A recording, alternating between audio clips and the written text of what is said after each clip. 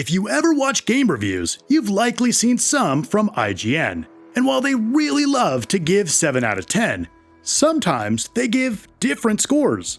I know, I'm as shocked as you. But what's even more surprising is how often they give great games low scores. It's almost like they're bad at their jobs. So I've waded through the review trash heap to bring you 15 must-play games that were criminally underrated by IGN.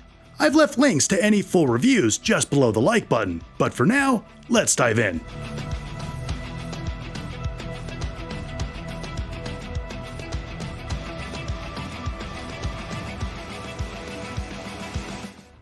Kicking things off with our newest game reviewed by IGN. Slitterhead was the first game released by Bokeh Game Studio in late 2024. But the talent behind this project has a long track record of experience, including writer-director Kichiro Toyama, the creator of Silent Hill and Gravity Rush, as well as music by the legendary composer Akira Yamaoka. So you know the game's going to be dark and weird. Slitterhead drops you into the decaying streets of an unnamed city, where twisted creatures called Yakushi disguise themselves as human. These enemies are unsettling, with transformations that are strange and gruesome.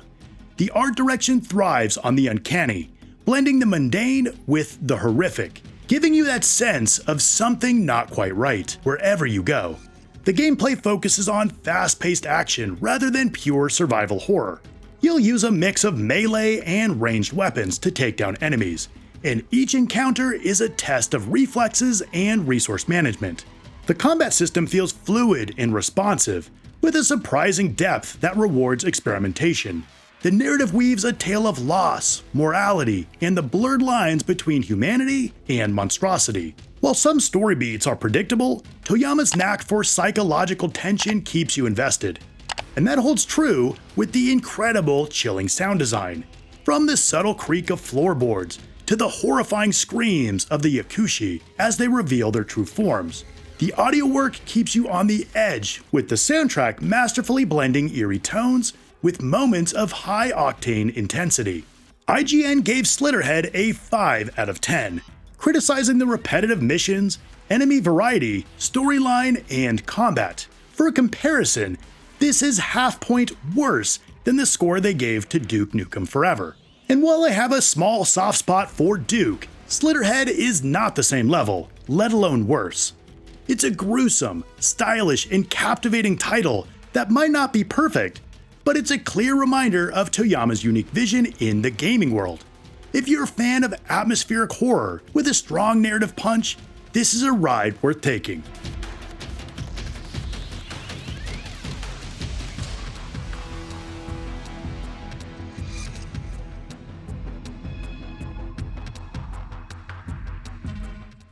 Moving on to Wanted Dead, developed by Soleil, a studio made up of former Team Ninja members. You know them, they made Ninja Gaiden and Nioh, so you know they know a thing or two about tough-as-nails combat, and that's what Wanted Dead delivers.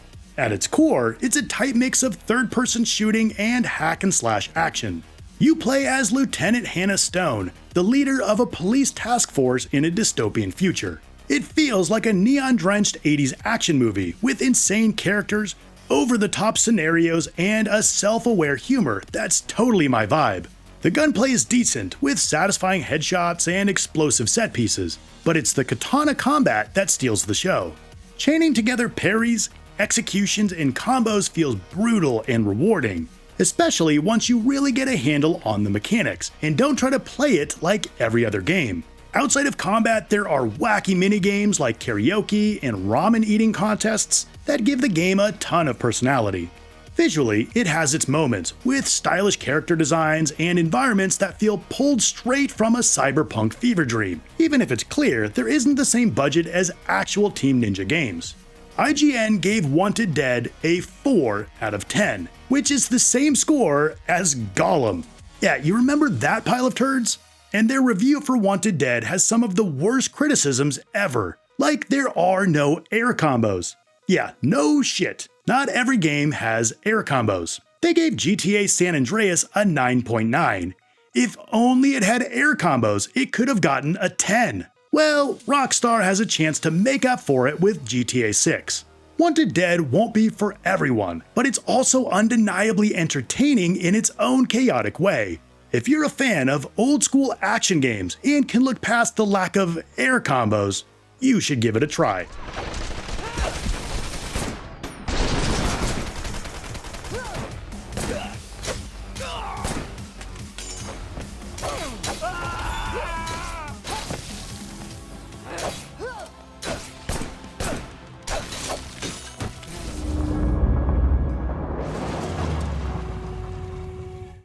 Next up is a new entry from a series that has been dormant for years. Alone in the Dark returned in 2024, reimagined as a modern survival horror experience, with updated visuals and mechanics, but still retaining the classic creepy atmosphere. The story follows Edward Carnby and Emily Hartwood as they investigate the mysterious Deserto Manor to uncover the truth behind the disappearance of Emily's uncle.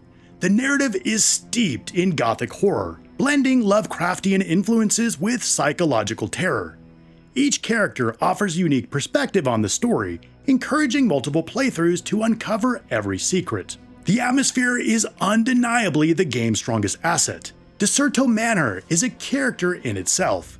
Its creaking floorboards, oppressive darkness, and grotesque art design pull you into its haunted halls. Combat is a mix of ranged and melee mechanics. Weapons have a satisfying weight to smash through the monsters out to get you, and the need to conserve ammo adds to the tension. Beyond combat, the game leans heavily on puzzles, a staple of the series, rewarding you for solving them with deeper lore about the manor and its cursed inhabitants. IGN gave Alone in the Dark a 6 out of 10, meaning it reached the same levels of quality as The New Adventures of Mary-Kate and Ashley. Look, no disrespect to the creepy twins, but Alone in the Dark, while not as groundbreaking as some other recent revivals like RE4 or Dead Space, is still a fantastic return to form. It excels in delivering a chilling atmosphere and a nostalgic throwback to classic survival horror. If you're a fan of survival horror, or have fond memories of the original, this is worth a visit.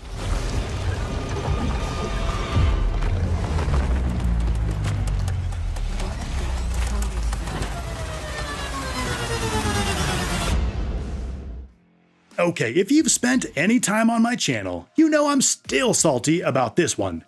Days Gone is an ambitious open-world action game from Bend Studio that blends survival mechanics, emotional storytelling, and post-apocalyptic chaos.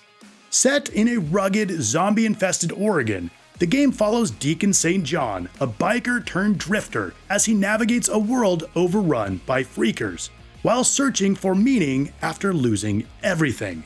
The game's world is one of its strongest elements. Riding your bike through the Pacific Northwest setting with its dense forests, abandoned towns, and dynamic weather system is incredibly immersive. Deacon St. John, voiced by Sam Witwer, is a complex protagonist. His emotional journey is layered, filled with flashbacks of his wife Sarah and his relationships with other survivors. Combat and survival mechanics are central to Days Gone. Balancing resources, repairing your bike, and planning your encounters adds depth to the gameplay. And the freakers themselves?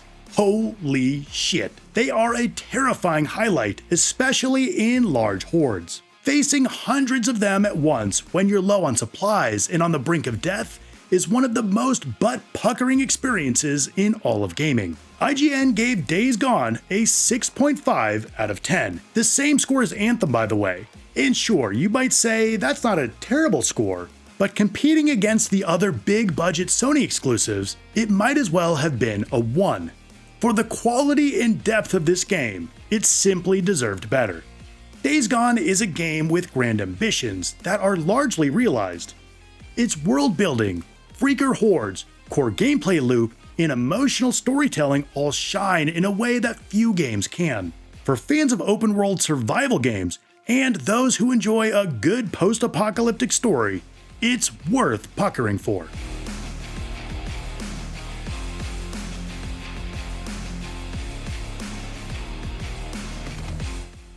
Next up is Drakengard 3, an unapologetically unique action RPG that revels in its absurdity while delivering a dark and tragic story. Developed by Axis Games and directed by Yoko Taro, the force of nature behind the groundbreaking Nier Automata. The game serves as a prequel to the original Drakengard and offers a wild ride full of blood-soaked combat, biting humor, and deeply unsettling themes. The game centers on Zero, an anti-hero protagonist unlike most others in the genre. She's a ruthless intoner with a single goal: to kill her 5 sisters, who also happen to be powerful godlike beings ruling over the world. I mean, we've all been there, right? Combat is fast-paced and visceral, with a mix of melee combos and occasional aerial dragon riding segments. Zero wields a variety of weapons, swords, spears, chakrams, and more, each with distinct playstyles. The soundtrack is phenomenal, blending haunting melodies with intense, chaotic tracks that perfectly complement the game's tone. The visuals, however, can look rough at times, even for the standards of 2014, but that's more than made up for with its narrative ambition. As per usual for Yoko Taro, Drakengard 3's story is layered, with multiple endings that reveal deeper truths about the world and its characters. And for some ungodly reason, IGN gave Drakengard 3 a 4.8 out of 10. Yeah, the same score as Sonic the Hedgehog 2006. Look, Drakengard 3 isn't for everyone. The pacing is uneven at times and the visuals don't always hold up, but this ain't Sonic. It's a one-of-a-kind experience with bold storytelling, memorable characters, and haunting music. Fans of Yoko Taro and anyone looking for something truly unconventional in their RPGs should give it a try.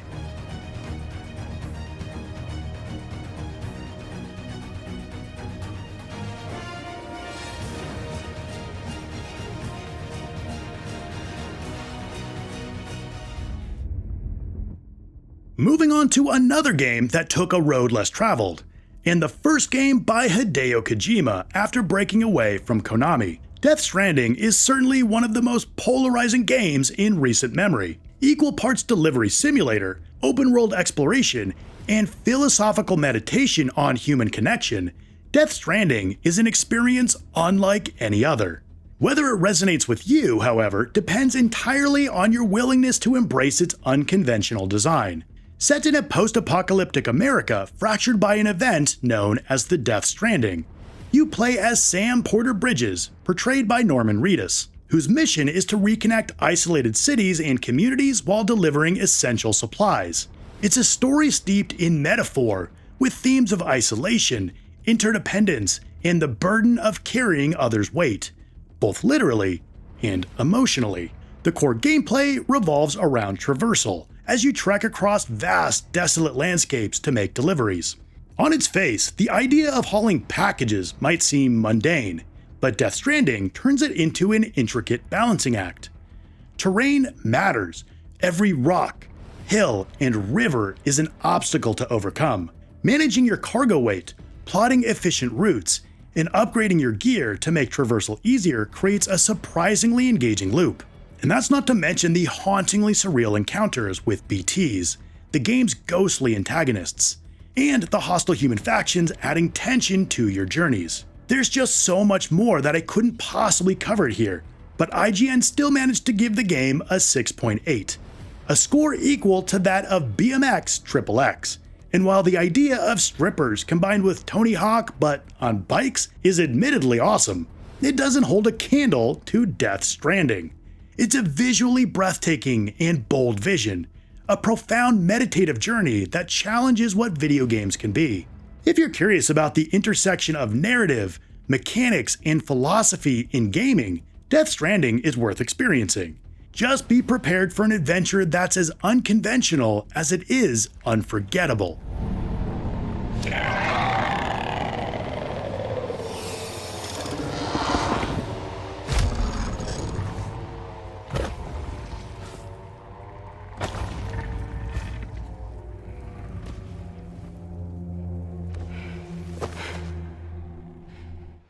Next is Steelrising, developed by Spiders, an ambitious action RPG that reimagines the French Revolution with a steampunk twist and Souls-like gameplay. Set in an alternate history, where King Louis XVI has unleashed an army of murderous automatons, The game invites you to take on the role of Aegis, a mechanical warrior tasked with turning the tide of this mechanical uprising. Revolutionary Paris is beautifully realized, with iconic landmarks like the Louvre and Notre Dame reimagined through a steampunk lens.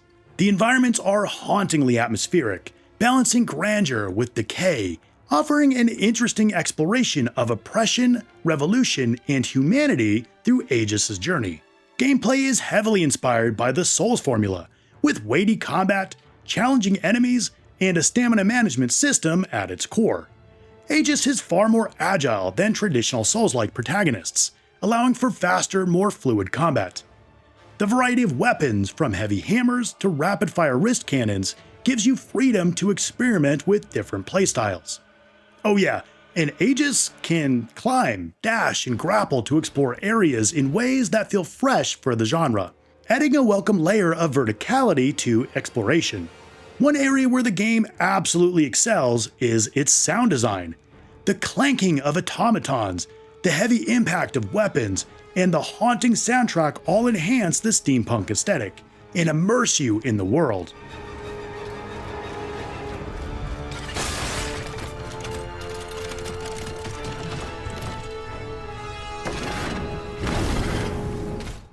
IGN gave Steelrising a 6 out of 10, which is the same as another Mary-Kate and Ashley game, Get a Clue. Now listen, MK&A, can I call you MK&A? I'm not dogging on you. I'm sure your games are fine, but Steelrising is better. Oh yeah, I get it. Oh, I get it. Totally get it. Steelrising's unique setting and premise are refreshing, and its fast-paced combat and exploration are a fun twist on the Souls-like formula. For fans of Souls-like games looking for something different, or those intrigued by the concept, Steelrising is worth a try.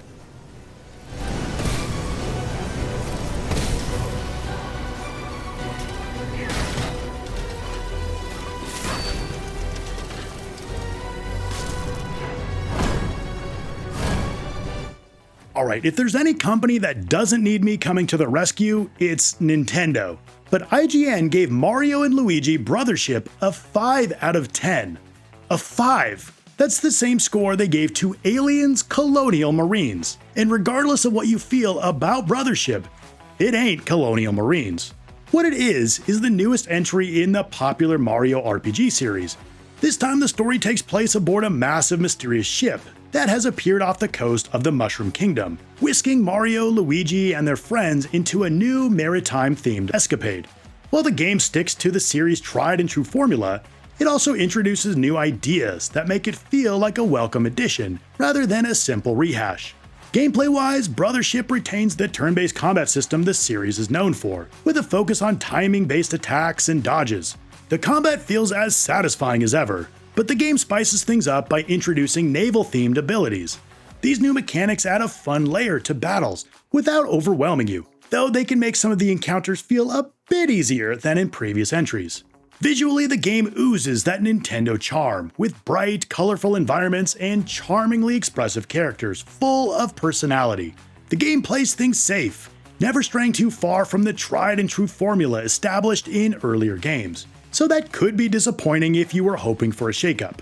While it doesn't take as many risks as it could have, its engaging combat, humorous story, and creative setting make it a worthwhile journey for fans of the series and newcomers alike.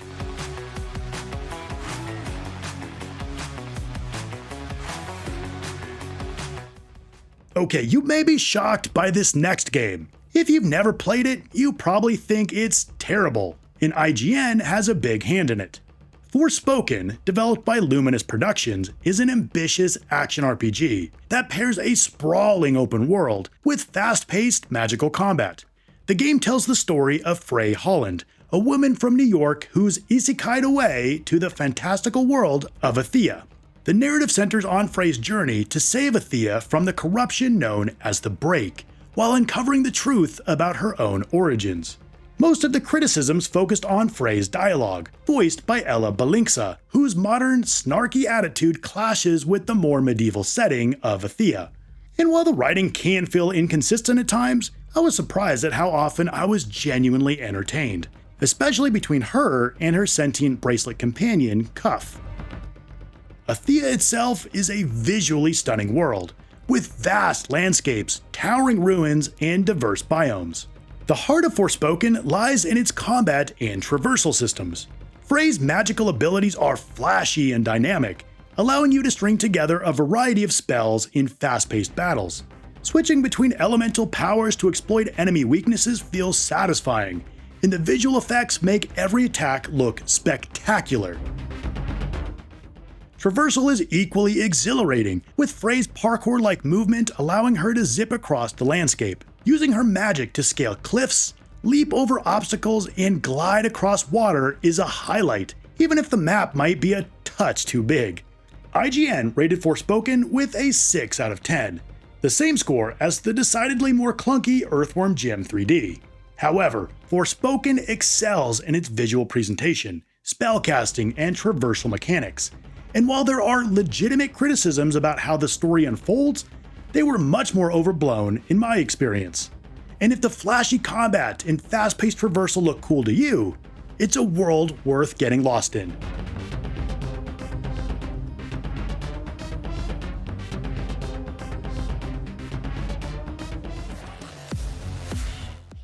Next is a game that I dug quite a bit from a small studio. Not perfect, but definitely better than IGN's review would have you believe.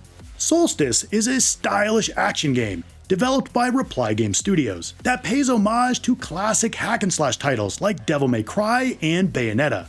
Set in a dark, gothic world torn apart by monstrous forces, the game centers on Briar and Lute, two sisters bound by a mystical force. Together, they must fight through hordes of enemies, uncover dark secrets, and attempt to save their crumbling world.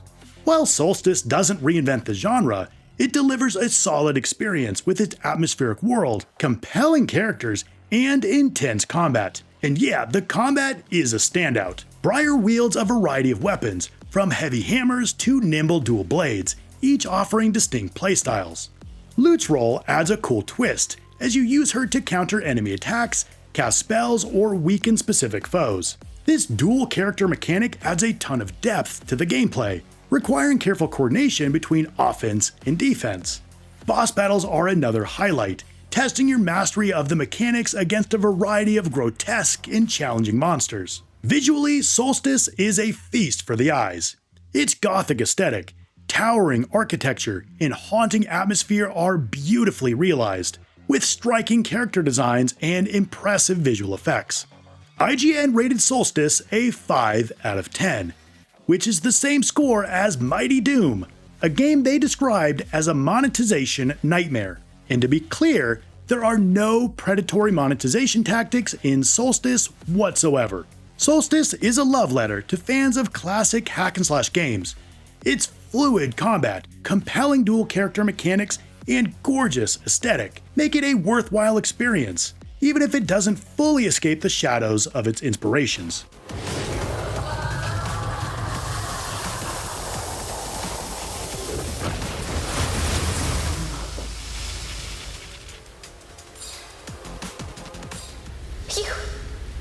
You gave in to that power again. Next up is Suda51's Killer is Dead, a stylish, surreal action game that embodies the eccentric charm of its creator, while delivering high-octane hack-and-slash gameplay. Developed by Grasshopper Manufacture, the game is a spiritual successor to No More Heroes and Killer 7, blending adrenaline-fueled action with a narrative that feels more like a fever dream than a cohesive story. What the game lacks in narrative clarity, it makes up for in style. The cel-shaded visuals are just awesome, with heavy contrasts of black and neon colors that give the game a comic book-like aesthetic. The combat is the core of the experience, and it's where the game shines. Your katana-based attacks are fluid and fast, with a satisfying rhythm to chaining combos, parrying enemy strikes, and unleashing devastating finishers. As you defeat enemies, you gain blood, which powers your special moves, and ranged attacks through your biomechanical arm. The system is intuitive and rewards aggressive, skillful play. And while it doesn't reach the complexity of genre heavyweights, it's still a freaking blast. And boss fights are a real standout for their creativity, pitting you against a rogue's gallery of the world's dark underbelly. The The soundtrack combines jazz, rock, and electronic beats to complement the high-energy combat and surreal atmosphere. IGN rated Killer is Dead with a 5 out of 10, which is the same as Homefront: The Revolution, a game that was simply uninspired, and Killer is Dead is anything but uninspired.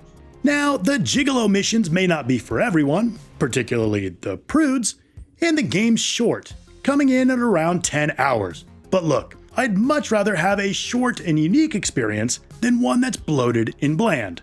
For fans of Suda51's eccentricity and anyone into action games with a strong artistic flair, Killer is Dead offers an experience unlike any other.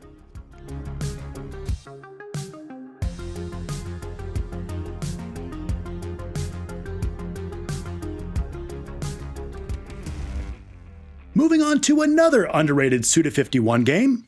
Maybe IGN just doesn't like Goichi Suda. It's okay, buddy. Lollipop Chainsaw is a blood-soaked, candy-coated, and unapologetically absurd action game that could only come from the mind of Suda51. This time, he brought James Gunn and Akira Yamaoka along for the ride. Yeah, there's some serious talent behind this 2012 cult classic. That's a bloody, cheeky acid trip.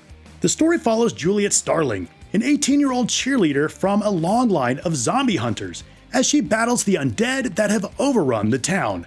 With her chainsaw in hand and the disembodied, surprisingly chatty head of her boyfriend Nick attached to her hip, Juliet must fight her way through hordes of zombies and take down bizarre, music-themed bosses to stop a dark ritual. The plot is just about perfect, filled with self-aware humor, cheesy one-liners, and ridiculous scenarios. It doesn't take itself seriously, and that's part of the charm. Now, if you can't deal with crude humor, it might rub you the wrong way, which is probably what happened with IGN, giving Lollipop Chainsaw a 5 out of 10. The same score as the nearly universally disliked Suicide Squad Kill the Justice League. And check this out, there's a remaster called Lollipop Chainsaw Repop that came out last year, but IGN refused to review it. So the original score is all that remains. I played both the original and the remaster. Check out my review after 100%. And while I was disappointed there wasn't more done with the remaster, it's still Lollipop motherfucking Chainsaw. It's loud, insane, and self-aware. And while the gameplay doesn't reach the same heights as its presentation, it's still a fun romp if you're into quirky, over-the-top action games.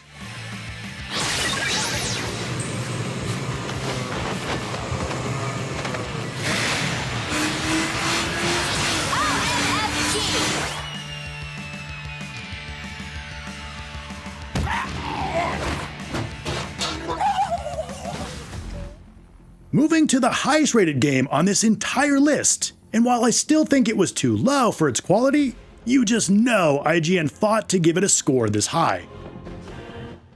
Stellar Blade is an ambitious action RPG that wears its inspirations proudly on its skin-tight pants, delivering fast-paced combat, killer visuals, and a post-apocalyptic world brimming with atmosphere.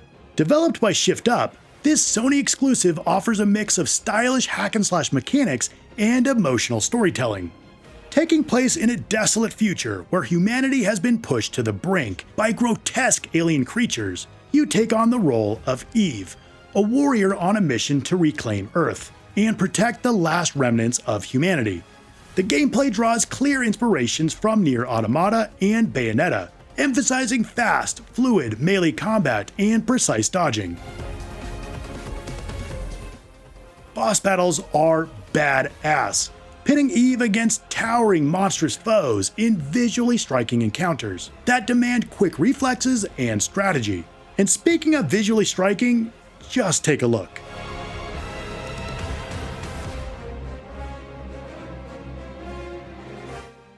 The environments range from crumbling urban landscapes to surreal alien biomes, each rendered with an incredible level of detail. And then there's Eve herself, intricately designed with fluid animations and a metric ton of outfits that look like they were all painted on her body. There was ridiculous controversy surrounding her design, and thankfully Shift Up didn't back down from their vision. IGN begrudgingly gave Stellar Blade a 7 out of 10. Now you may think 7. That's good, right? After all, that's what IGN says a 7 means. But here's the thing. Looking at a distribution of all of their reviews, a 7 is barely even average. And Stellar Blade is anything but average. This is my game of 2024 for a reason. I recommend you check out my review after 100% for my thoughts. Stellar Blade delivers a thrilling, visually stunning experience that's both familiar and fresh. For those looking for a challenging, emotionally charged journey that doesn't compromise its core vision, Stellar Blade is a shining star worth exploring.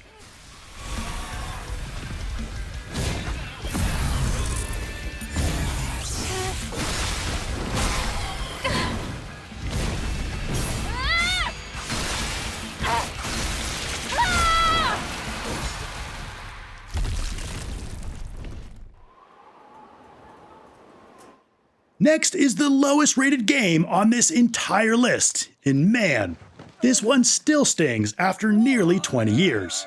Like a smack from God's Hand. God Hand is an unapologetically over-the-top action game that defies convention at every turn. Developed by Clover Studio and released in 2006 for the PS2, this cult classic combines absurd humor, chaotic combat, and a sense of style that revels in its own ridiculousness.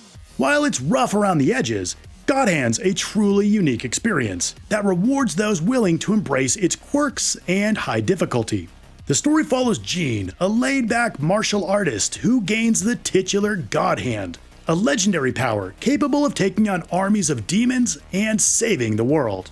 Alongside his sarcastic companion Olivia, Gene embarks on a journey filled with bananas characters, bizarre encounters, and relentless battles. The heart of God Hand is its combat system, which is as brutal as it is satisfying.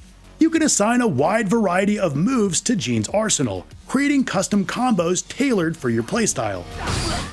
The game encourages precision and timing, as dodging, countering, and juggling enemies are key to survival. And the dynamic difficulty system was a revelation for the time, adjusting its challenge level on the fly based on your performance, ranging from level 1, easier enemies, up to level die. Yeah. Now it can be tough for newcomers or game journalists, which is probably why IGN gave God Hand a freaking 3 out of 10. That's the same score they gave to One-Chanbara Bikini Samurai Squad. Wait, One-Chanbara? IGN? Kiss my ass! A 3 is considered awful by IGN, saying one of the only interesting aspects of this game is its combat system. Oh really? Really, IGN? This isn't interesting to you? Despite this, God Hand has developed quite the following over the years. It's undeniably fun, and while it's not without its flaws, God Hand remains a cult classic for its sheer creativity and unapologetic commitment to being different.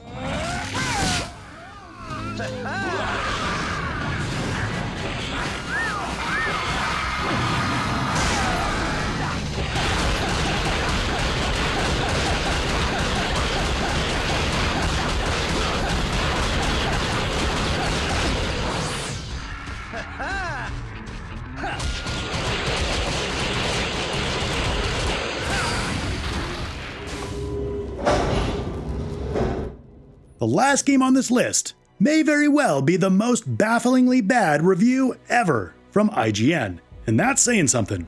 Alien Isolation is a masterclass in horror that brings the tension and terror of Ridley Scott's Alien to life like no game before it.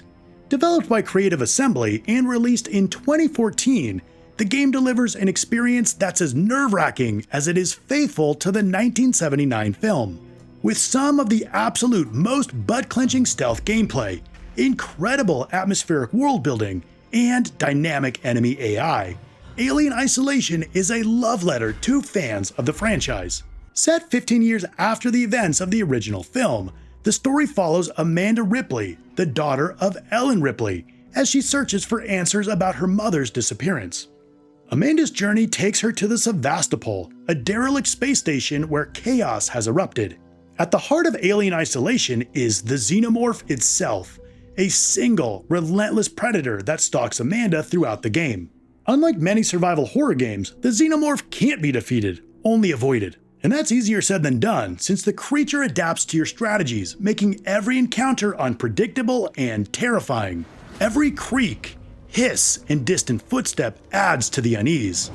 And the screech of the xenomorph when it spots you, well, let's just say, your ass is gonna get a workout. Insanely, IGN gave Alien Isolation a 5.9 out of 10. That's the same score as Alone in the Dark. No, not that one. Yeah, that one. If you want a good laugh, read the full review. But I had to pull this line out where they said, someday someone is going to make an incredible Alien video game that checks every box. But sadly, Isolation is not it. While it took 10 years, a sequel has finally been announced, despite this unhinged review. Alien Isolation succeeds where many licensed games fail. It captures the essence of its source material while carving out its own identity. It is an incredible Alien game that checks every box, and one I highly recommend you experience for yourself.